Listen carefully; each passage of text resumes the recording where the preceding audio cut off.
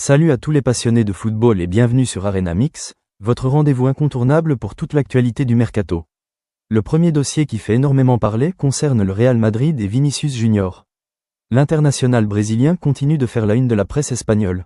Malgré son importance au sein du club madrilène, son avenir reste incertain.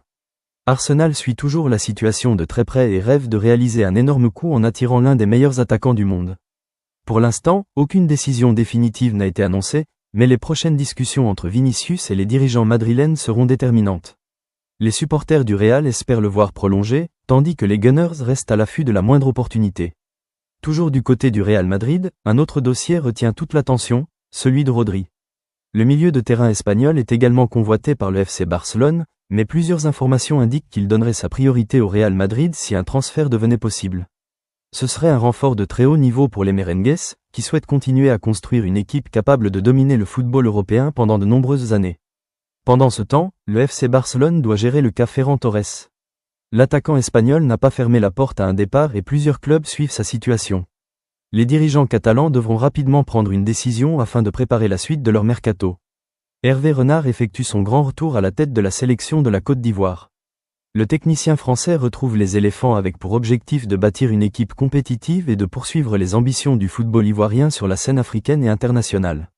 Les supporters attendent beaucoup de cette nouvelle aventure. Autre information importante, Tottenham surveille de très près Nicolas Jackson. Les Spurs cherchent à renforcer leur attaque et considèrent l'international sénégalais comme une cible sérieuse. Les discussions pourraient s'accélérer dans les prochains jours si le club anglais décide de passer à l'action. Du côté de l'Olympique de Marseille, les dirigeants ont tenté de faire revenir Olivier Ntcham. L'ancien milieu marseillais reste apprécié, mais les négociations n'ont pas encore permis de trouver un accord. Le dossier reste donc ouvert. Le feuilleton Yann Diomandé est loin d'être terminé. Le jeune talent de 19 ans, ciblé par le Real Madrid, appartient toujours au RB Leipzig. Le club allemand espère récupérer près de 130 millions d'euros pour accepter son départ. Les négociations se poursuivent et plusieurs grands clubs européens restent attentifs à l'évolution de ce dossier. En Italie, Raphaël Leao pourrait finalement poursuivre son aventure avec l'AC Milan. Alors que plusieurs rumeurs annonçaient un départ, la tendance aurait changé ces derniers jours.